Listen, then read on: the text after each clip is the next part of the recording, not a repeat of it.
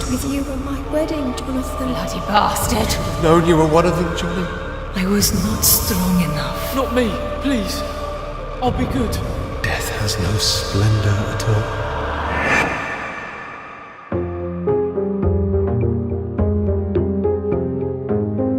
On voulait pas proposer des personnages, des NPC comme on retrouve dans la plupart des RPG, où finalement le NPC se résume juste à prendre une quête ou à dire 2 mots et puis retourner faire sa petite vie. Non, on s'est dit, il faut que chaque citoyen ait sa propre identité et que chaque fois que le vampire doit en choisir un pour le sacrifier, que ça ait du sens, que ça crée des conséquences dans le monde. Il y avait 2 principes. D'abord, on voulait que le joueur réalise qu'il se confronte à chaque fois à une personne. Donc, il n'y a pas de citoyen lambda.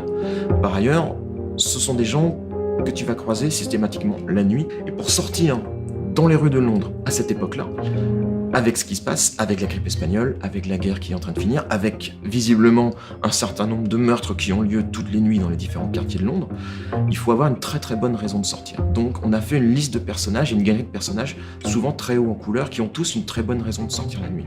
Le deuxième objectif, c'était de réussir à dresser un portrait de Londres qui soit véridique, qui donne une espèce de vision, strate par strate, couche sociale par couche sociale, de la manière dont on vit à Londres à l'époque. Qu'est-ce que c'est qu'être un immigré à l'époque à Londres? Qu'est-ce que c'est qu'être un orphelin? Qu'est-ce que c'est qu'être quelqu'un qui cherche du travail? Qu'est-ce que c'est qu'être quelqu'un qui est très riche?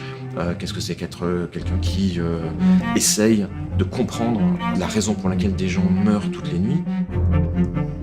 You truly are a newborn. I should have realized. Wait. You are the woman from the bar.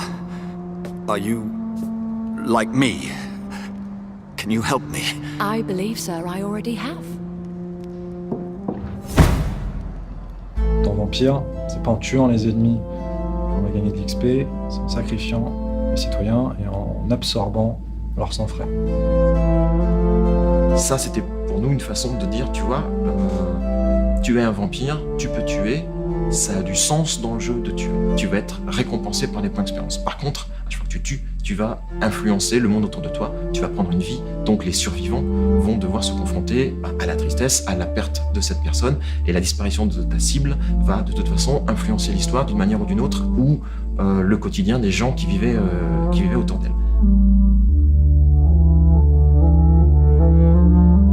Your son lied to you, like the whole world lies to us. Chaque fois que le joueur va prendre la vie d'un citoyen de Londres, il va entendre sa dernière pensée. Donc il y a plusieurs pensées différentes que tu peux saisir selon que tu as déjà tué des gens qu'il connaît ou pas. Tu n'as pas juste acquis un certain nombre de points d'expérience.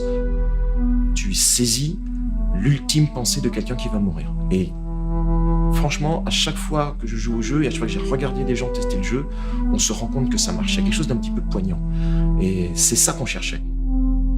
On ne voulait surtout pas mettre le joueur dans la situation de considérer les citoyens comme des poches de sang, mais au contraire comme des entités vivantes qui sont inquiètes et qui vont regarder le prédateur qui vient de prendre leur vie et l'interroger une ultime fois sur le sens de ce meurtre, en fait, parce que c'est un meurtre. Death has no splendor at all.